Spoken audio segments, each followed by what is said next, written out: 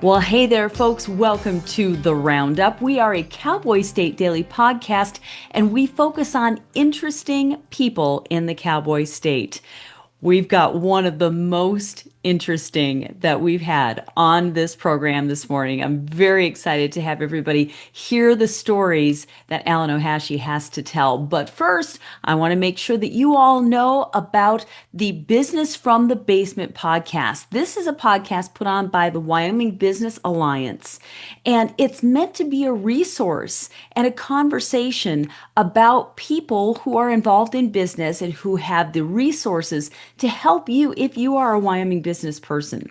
So check out the Wyoming Business from the Basement podcast that is put on by the Wyoming Business Alliance, but you don't want to go there yet, because first we're going to have a conversation with Alan OHashi. Alan has such a great career as a filmmaker, as a journalist, but if you read last week's Cowboy State Daily guest column, he also kind of secretly wanted to be a carny, and so he gave that a try. He also got caught in the Big Thompson flood, which was a big adventure. Adventure, Alan. You've had a lot of adventures. Let's talk about how your adventures got started. You're a Wyoming guy from the beginning. And are you still, do you now live in Boulder? Is that right? I live in Boulder. I lived in Wyoming probably for 25 years, half my career, and then I moved to Colorado in about 1993. After being born and raised in Cheyenne, and when I went to college in Hastings, Nebraska, my parents moved on me to Laramie when I was a sophomore, and I that's hate it where when that happens. I sat out the post-Vietnam War recession and in grad school at the University of Wyoming, and then got my first job in Gillette in the Gillette city government, and then moved to Lander to work for the Gillette or the Lander city government, and then did a good period of time with the Northern Arapaho tribe before moving to Colorado. Wow. What did you do with the tribe? My title was the Economic and Community Development Director. And so I worked with tribal members to, a lot of sort of entrepreneurial um, interests that tribal members had, mostly around agriculture. And myself and some colleagues in the tribe put together a 600-acre farm based on small plots, small allotments that tribal members had gained when land was kind of divvied up among families.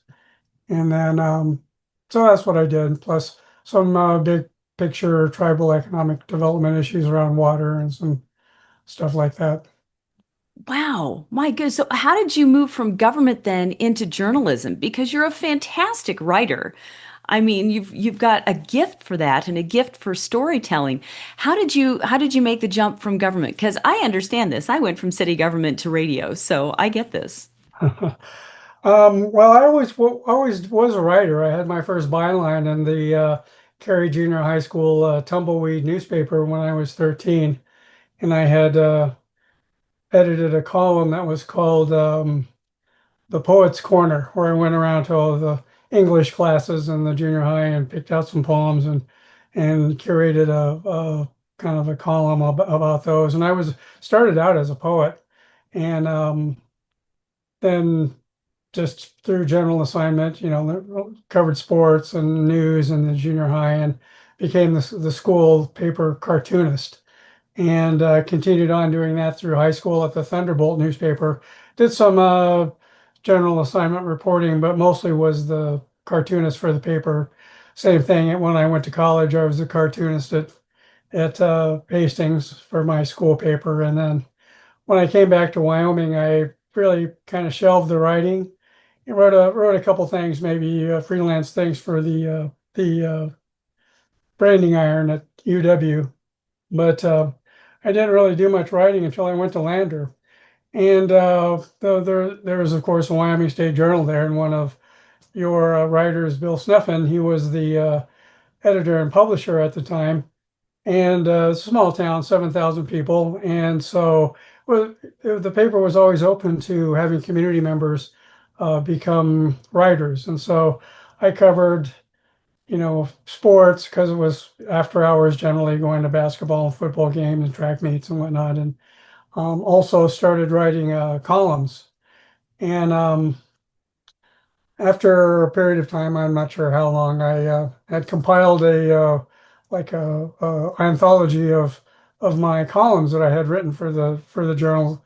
It was called Wyoming Graffiti, kind of after American Graffiti that kind of came out. And that was sent off by my uncle, who was worked for Pioneer Printing, my uncle Jake in Cheyenne, and he was a book publisher, or actually a book printer. And so he worked with a number of publishers and sent my manuscript off, or at least made arrangements for me to send my manuscript to a small publisher in Texas. And my first rejection letter, they wanted to do something with it. I'm thinking as a favor to my uncle, but they just didn't have the bandwidth for it at the time. So I stuck that in the drawer, and it's probably on top of this shelf someplace, that manuscript. And fast forward to 2019, and I was curious about writing. I had not been a writer, but I wasn't very knowledgeable about the business of writing or any of that stuff. And so the Wyoming Writing Incorporated conference happened to be in Laramie in June 2019, and not far from Boulder. So I decided to enroll and sign up. And then what was a great part about it was that there was a section where you could pitch or talk to agents and publishers. And so I went up randomly, talked to a book publisher from a small press in the Northeast called Winter Goose Publishing, and didn't really talk about anything. I said I was just mostly interested in talking to her about publishing. And she said, "Well, do you have any story ideas?"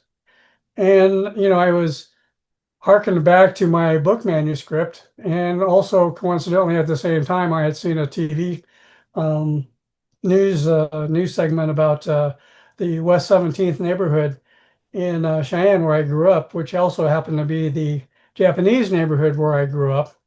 And so well, I did have this idea about where I grew up in Cheyenne, West 17th Street, just kind of the post-war way that Japanese were treated, and sort of gave a 10-minute pitch. And lo and behold, she said, "Well, why don't you send me a manuscript?" So I closed this after this my first rejection in 1987. I get my first acceptance just based on me talking to this woman. Your elevator pitch, basically. The elevator pitch. And then in October, I submitted the 80,000 words, and by November, I had my book contract, which was also made into the PBS documentary Beyond Heart Mountain. So And that was my pathway to wow. becoming a starving writer and filmmaker. Well, you did more than that, though. I mean, because the Beyond Heart Mountain was a fantastic documentary, and I was able to do a story about that a few years ago. But you found your way into filmmaking earlier than 2019. You have been involved in several films. Tell us about that, because that's fascinating to have somebody who's had such a rich, I guess, diverse career in that. So tell us about filmmaking. Well, in just after 9/11, maybe 2004, 2005, I was laid off two regular jobs. And so, I just kind of got tired of working for people who uh, maybe weren't that great of bosses. And so I decided, well, and I'm as bad a boss as they are. I can go off and do that on my own.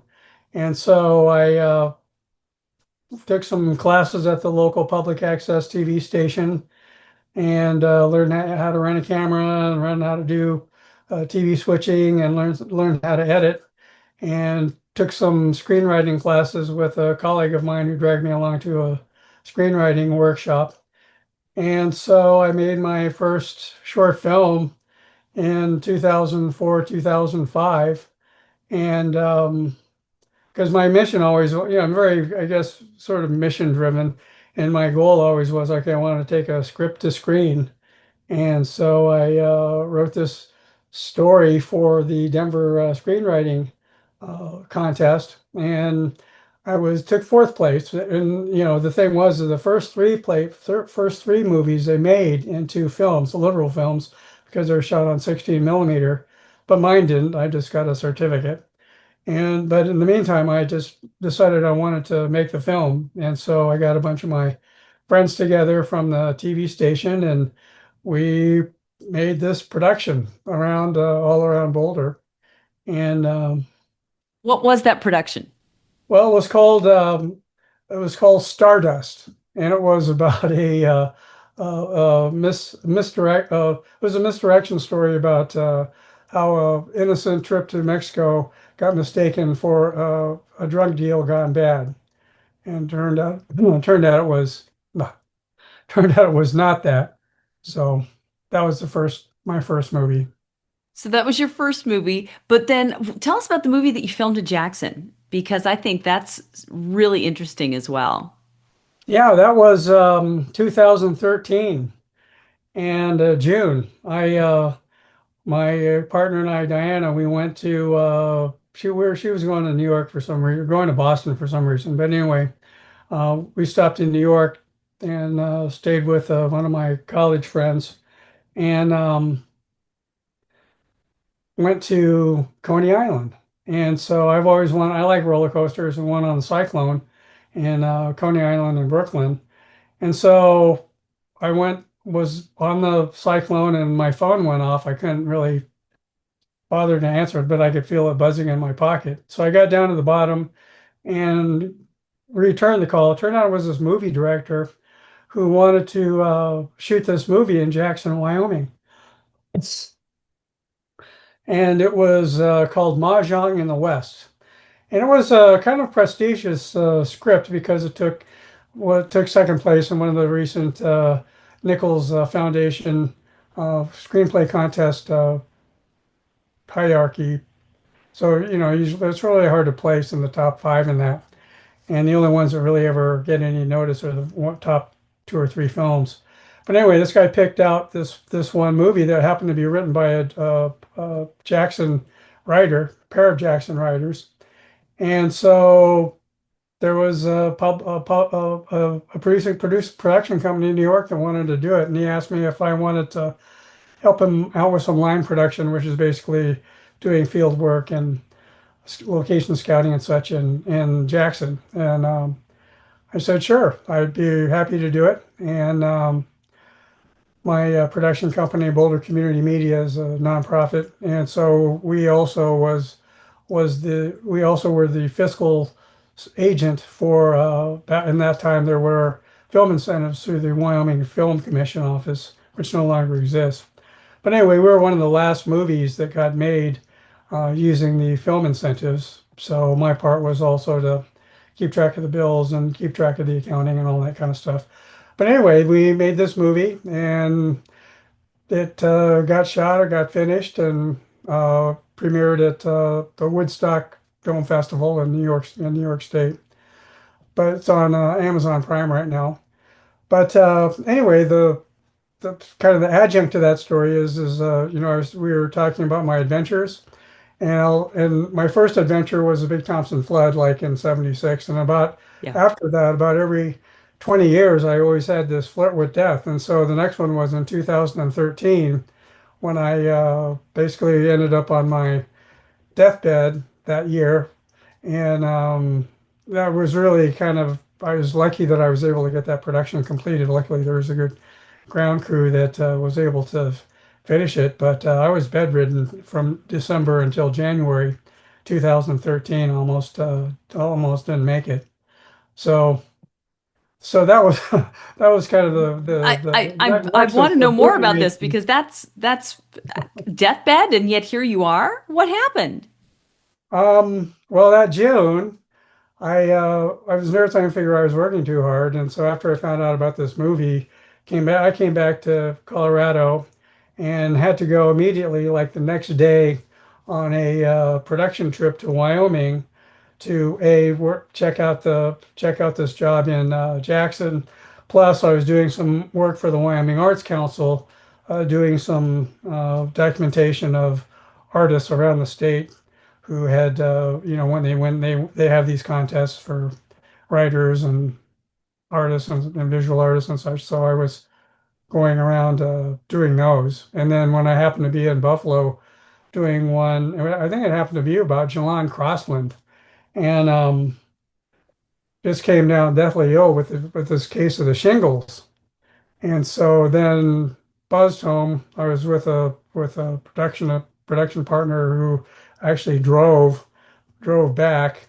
And so after that, I continued. After I got back to Boulder, I just continued doing production. I had a wedding for some friends, the Jensens in Cheyenne. Their daughter got married, and so I was doing that wedding, and I had just a bunch of other stuff going on, not to mention this movie in Jackson and whatnot. All while you were So, suffering from shingles. and other stuff. It turns out I ended up with this exotic lung disease. It was this it's this pneumonia that AIDS patients would get when their immune systems got shot. And so December 16th, 2013, I ended up having to go to the emergency room and didn't leave there, and then didn't leave there in rehab until the middle of January. Wow. And Oh my gosh. housebound for 2 months. And yet you still all the projects got done. But like say, it's great when you've got the right team around you. Yeah, and so that's actually one of the life lessons I learned is, you have to learn how to ask for help. And, you grow up in a place like Wyoming as a rugged individual. I can do this myself. I don't need anybody to help me. I'm a, I can fight through anything. And so I knew my health wasn't that great, but then again, I didn't want to, let people know I wasn't getting able to finish my work. And so But but, wow, as it turns out, yeah, people helped me out in the end, and so everything worked out great. my goodness. I want to go back to Big Thompson Flood, to your first brush with death in 1976. I mean, we just celebrated, we just marked the anniversary of that just this past week. Yeah, And actually today. yeah, so the Sure. 31st. Yeah, that's when we're recording this is on the 31st. So 49 years ago today, you were just minding your own business going to work. And tell us the story about this. And this is the nutshell version. If you want more information, go to Cowboy State Daily and read the story. But Sure. tell us what happened in your words. Um, I mentioned I was in grad school at the University of Wyoming, and I was in the political science department and was taking a class, and maybe it was the Millward Simpson chair or the Ruckelshaus environmental course that was being taught at that time. Anyway, some special course, and there was a former congressman named Wayne Aspinall. He was a Democrat from the western slope of Colorado who came and did this seminar. And so at the time, I was this hardcore Republican, and we had these spirited discussions about free enterprise versus public goods and all that. And so, but for whatever reason, we took a liking to each other, and so I asked him so if he would be willing to write me some letters to the Department of Interior, the Park Service, on my behalf, and take advantage of a bit of patronage, what little that I had at the time.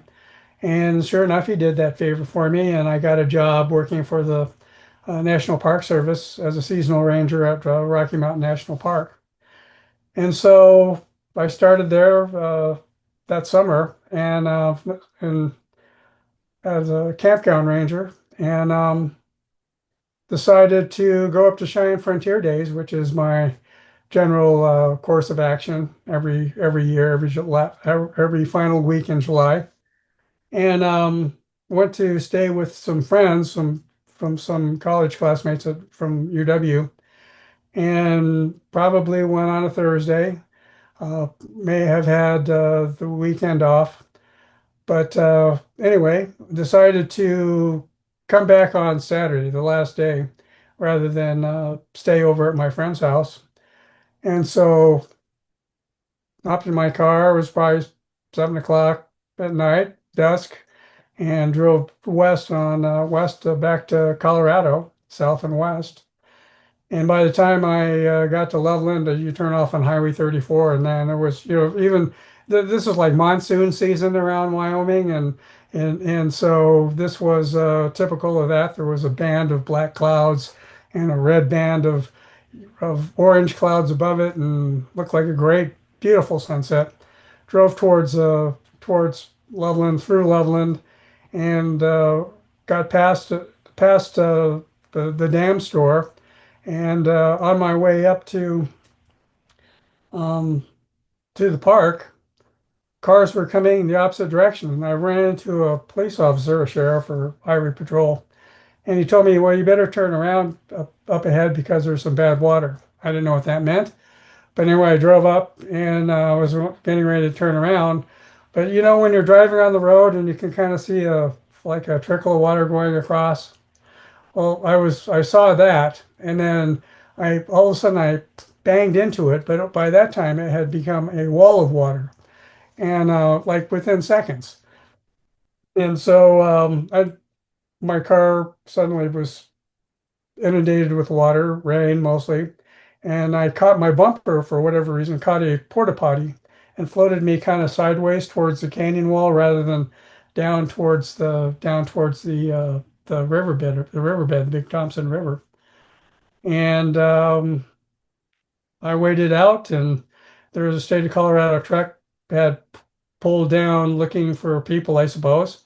And I walked out of the water and climbed into the bed of the truck, and they took me Saved, and a bunch of others to this other place, higher ground called Rainbow Bend, and that's where we spent the night. Next, saved by the porta potty. yeah, by porta potty. So, That strangely is enough, sort of reverse PTSD.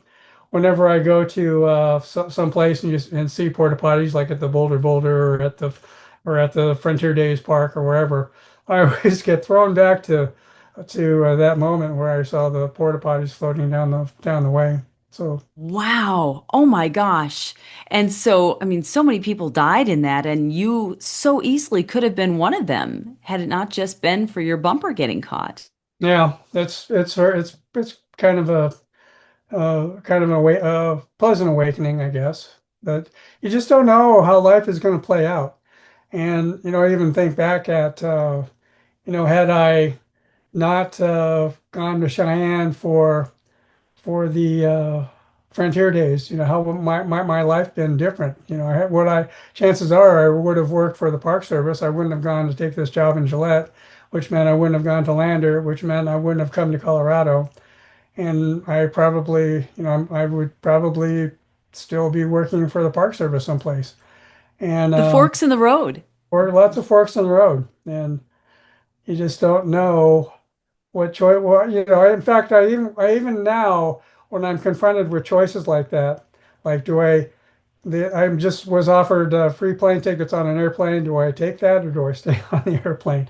And so those are just these strange life decisions that I make now and think about. Okay, what might be the consequences?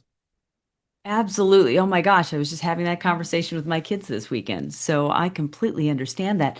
One of the movies and the book that you wrote, Beyond Heart Mountain, focuses on your childhood in Cheyenne in a Japanese neighborhood, but it was not anybody's typical childhood. It was your typical childhood. It was the way you grew up. But what was it about growing up in that community that influenced you going forward with your filmmaking, with a lot of the decisions that you made about your career? Because it really was a unique way to grow up for the rest of us in Wyoming anyway, to have this little pocket of culture in Cheyenne that received, I mean, it was on the wrong end of a lot of racism. Right. And, after the bombing of Pearl Harbor, there was this sort of mass hysteria that was pervasive around the United States. And I was born after the war, but my parents and all of my relatives and all of their friends, there was quite a vibrant Japanese community in Cheyenne at the time. That would have been in the 50s, 40s through the 70s, I suppose. And it was one day my parents were just my dad was the foreman at the Coca-Cola bottling plant, and my mom was a stay-at-home mom, and she worked at the state of Wyoming. And then next day, suddenly people were looking at them, wondering if they were part of the conspiracy and part of the enemy infiltrating Wyoming as a secret cell of some sort. And so that it was a tough time for my parents. In fact, when my sister and I were born, and my cousins were born, it was this idea of having to kind of grow up straddling two worlds. And I think ultimately, thinking back, it was that was a good thing. But we were forbidden to learn how to speak Japanese. My parents spoke limited Japanese around the house, was particularly when my grandparents were around. But there's we the only no Japanese anything, no Japanese books, no Japanese food. About the only thing that we had that was Japanese was rice, and that was in limited family holidays. But then we were, my parents went to great efforts to be sure that my sister and I were, Americanized and became true blue Americans. We even moved into one of the East Cheyenne neighborhoods. I call them the suburbs, but it was so that my parents would be able to keep us in the same grade school. And so even then, we had two birthday parties. We had the neighborhood birthday parties, which was, sort of hot dogs and baseball cards and all that stuff. And then we also had the family birthdays, which was more traditional, more Japanesey and that sort of thing. And so I think that that experience really gave me a good understanding on how to, have to live in the dominant world and then at the same time understand people who are not like myself or how to get along with people who are unlike myself. And so I think that was one of the themes that has been pervasive in all my work, my books, and in my movies. Really, is to show how people who are not the same. People say, "Oh, well, I just look at everybody as equal or everybody is the same." Well, the point is nobody is the same. Everybody's different, and so it's this matter of how do how do people understand that they also need to learn how to straddle both worlds, and that's really hard work, really. Finding And the value in all of the differences rather than being afraid of the differences. right, and even where I live now in Boulder, and having grown up in Wyoming, are both very homogeneous places for the most part. It's it's been not really a struggle, but it's always, I find myself more comfortable now, really, on working with people and help assisting people and providing people insight on how they can become more understanding by finding common ground, because particularly this day and age when things are so polarized, when people are so unwilling to move even a little bit closer to other people's perspectives, that I think that's one of the things that I've learned through my over the years and still continue to carry that forward. And in fact, that's one of the teaching moments that I think that happened from natural disasters, because the floods in Texas and the Big Thompson flood and any kind of the tornado that happened in China many years ago also, disasters for whatever reasons bring people together. And it's too bad it has to take something like that to get people to understand the humanity of one another and understand that people are, it just transcends, whether or not you're this or whether you're not that, and whether or not you're pointing fingers at this agency because they didn't do something or this politician because they didn't show up after the scene. No, that's all immaterial. And the people who were on the ground, and you saw the empathy on the TV when those major floods happened in Texas, and how people came together and people worked with one another regardless of who they were.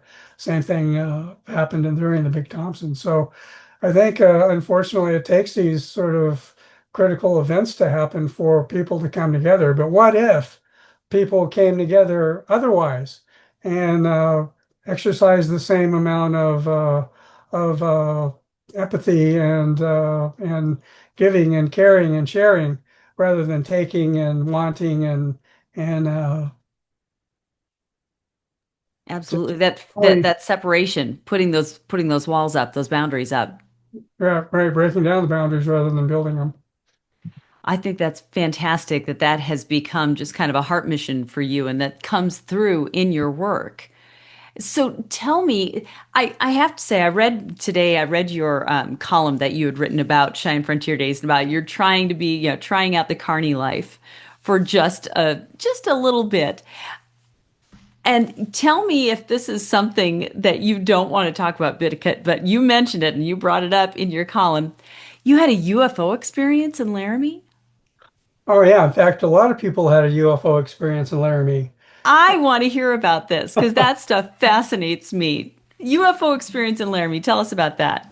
Well, there was a newspaper article. I've always been kind of interested in that sort of thing since since I was since I was a kid, and about cattle mutilations and stuff like that. In fact, I remember us family taking a road trip down to Monte Vista, Colorado, and then there are these articles about cattle mutilations on farms and ranches and whatnot, and that really intrigued me. And after that, after that,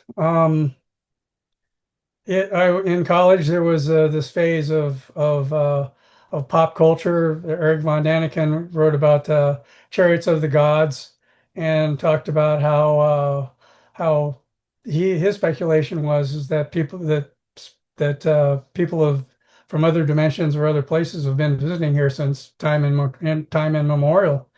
And and so then, when I was living in Gillette, this would have been, after a few years after I graduated from college, there was a story in the Casper Star Tribune. It was written by Greg Bean, and about he going down to the Morton Pass Farms in just outside of Laramie in the on highway in the canyon, the state road between Wheatland and Laramie. I think it's 34. And there wasn't a photo, but there was a of color illustration of this unidentified aerial phenomenon that was on the front page of the paper. And so I said to my friends, "We got to go check this out." And so we loaded up my friend's van, and we all drove down to the Morton Pass farm and wanted to see what was going on. And at that time, there was a TV show called That's Incredible. It was on ABC with Fran Tarkington was one of the hosts, and John Davidson. And Davidson, so, absolutely. Yeah. so anyway, they were down there with the film crew. And while we didn't see any of the spectacular shows that were reported in the Casper Star Tribune, there certainly were some nocturnal lights. And and so I did take some pictures of those. It was similar. They were red, yellow, and blue lights and white lights that were flashing, moving around in weird patterns. But but anyway, after that, I kind of befriended Pat McGuire, who was the owner of the ranch. And there's quite a story. There's a lot to it about he being abducted several times, and he being instructed by an archangel to drill this well on this previously arid piece of prairie in on this in just outside of Laramie Peak. And so he found drilled this gusher well, and it's a lush field of alfalfa hay, and he was flying this flag of Israel because he was, I guess had to do with this archangel. One of them happened to be Michael that he mentioned, and he would wear around this belt buckle with the Star of David on it because that was kind of, he said that was the buckle that these uh, these beings who abducted him wore. In fact, I have one in one of my boxes someplace myself. One of these, and so it was a very incredible, a very remarkable story. And so we were staying in touch for many years. He eventually did some kind of off the wall things, ran for governor and a bunch of things. And he's passed, I don't know what year, but I've often wondered what happened to Pat and whatever happened to his family. And his collection of Star of David belt buckles and things like that. Yeah. And so Wow. I'm not sure who ended up with the property, but maybe it seems like maybe the state of Wyoming ended up with it or the University of Wyoming. But anyway, that's that story. And then, well, how I got into the conversation with Anise, my carnival mentor, was Yes. this idea that Billy Graham wrote a book called Angels, God's Secret Agents, and he wrote this book about how he believes that angels and visitations from other places, they're good angels and they're bad angels, just like it says in the Bible. I And had no idea that Billy Graham wrote a book like that. That's crazy. Wow. I mean, crazy cool to me. yeah, and so then he was for some reason he was in Cheyenne and gave a talk at Frontier Park, and oh, Billy Graham. So for whatever I was in town, and I went to listen to him and listen to his talk, and just to see if he what he had to say. Very charismatic guy, actually. That is the brushes with really history that you have had, Alan, is just fantastic. And the ways that your life has touched on these major events, whether it's the Heart Mountain and the Japanese internment issue, whether it's Billy Graham and UFOs, whether it's the Big Thompson flood, you've just had such amazing adventures, really. Tell us real quickly as we wrap up here, tell us about what's next for you because you're obviously still active and still doing projects. Yeah, I'm working on some additional books. In fact, I just finished this book here. It's called can't really say it is. Can you see it? It's called Views from Beyond Views from Metropolis. Beyond Metropolis. And this is actually kind of an updated version of Beyond Heart Mountain and has more details about the stories that were in Beyond Heart Mountain, including the UFO story that I spoke of just now, and also about the Billy Graham crusade story. And my childhood hero was Superman, and so I was wanted to see, okay, well, did my life at all parallel Superman's life? And sure, and sure enough, and Superman was an illegal immigrant himself, and was always having to deal with much of the angst around him having to either hide out or be forthright and risk being found out. And so I saw a lot of parallels in Superman's life. And he also came to the rescue or came to the assistance of disenfranchised people or people who needed a hand up. And so I write about Superman's life in this updated version. And so I've been trying to sell books actually, and then there's this other book called Libby Flats. This is a for the that's it's a kind of a novel, historical novel that takes place actually on all my experiences. It's it starts out at a ranch outside of Lander. It's one of the characters runs a bed and breakfast uh, out of near Sundance by the Devil's Tower, and the characters all come together at the University of Wyoming, and they end up trying to reconcile a long lost feud in Boulder at a funeral of one of the protagonists. So I'm trying to That's great. And where can we find these books? Are they on Amazon or where can we find them? Yeah, you can find them on Amazon or Barnes and Noble, or I think you can go to your local bookstore and order them. I know that Windy City Books has them. You can get them through there. You can get them, I think, through Blue Mountain Books in Laramie, Barnes and Noble, of course, in Cheyenne, um, any number of places. You can get them at the Pioneer Museum uh, gift store in Lander, various places. That is fabulous. That would definitely keep you busy. So, is there anything in particular that you're excited about coming up? That any projects? Um, well, I have a kind of, there was one we didn't talk about Beyond Sand Creek, which is a story about the Arapaho tribe in Wyoming and it's Oklahoma trying to regain access to property in Colorado that was taken after the Sand Creek massacre.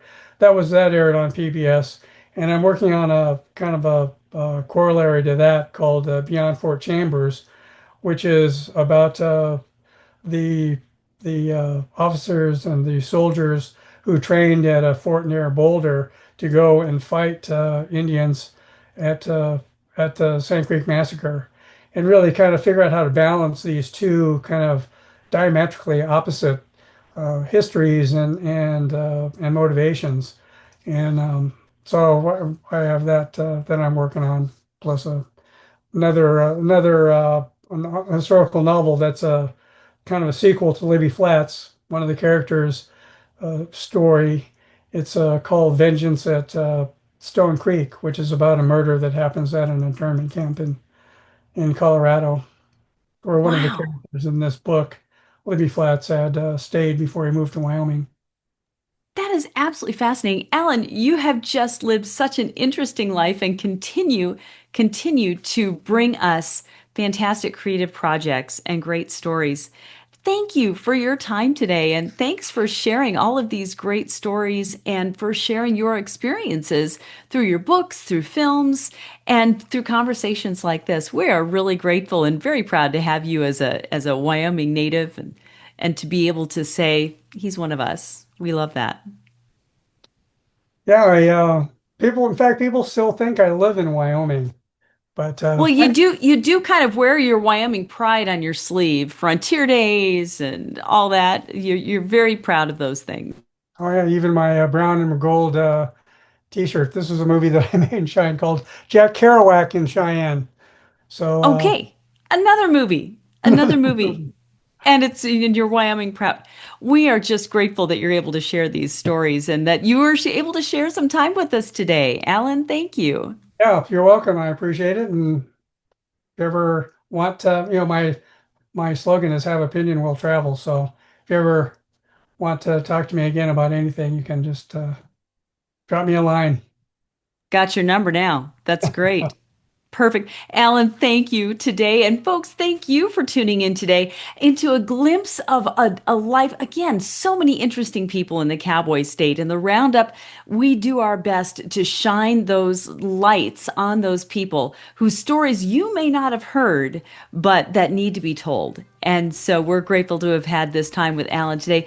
Tune into if you've missed any of our other stories, of our other conversations, go back to our archives. We're going on 2 years now of these conversations with the Roundup. So great conversations with people from all over the Wyoming landscape. Have a great week. We'll talk to you next week from a perspective of another really interesting Wyoming character. So Alan, thank you. Folks, thank you. See you next week.